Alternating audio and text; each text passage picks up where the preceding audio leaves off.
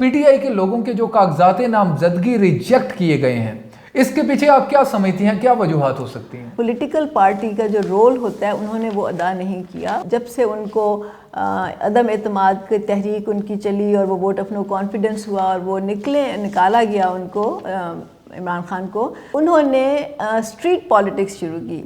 मतलब उन्होंने धमकियां देने की पॉलिटिक्स शुरू की, उन्होंने धरनों, मार्चेस, जलसों की पॉलिटिक्स शुरू की, पुलिस पे बम भी फेंके। लेकिन मई 9 को इट वाज द क्लाइमेक्स, मतलब उस पर इन्होंने रियासत पे बाकायदा हमला किया। तो ये कोई भी रियासत हो, चाहे पाकिस्तान की हो चाहे कहीं की भी हो, रियासत पे आप अटैक करना जो है ऐसा ही है कि आप फिर अपने आप को सियासी पार्टी के बजाय आप अपने आप को एक दहशतगर्द तहरीक के तौर पे आप सामने आते हैं और आपका एक्शन जो है वो फिर वो इसी में रिज़ल्ट होता है जो इस वक्त आपके सामने है।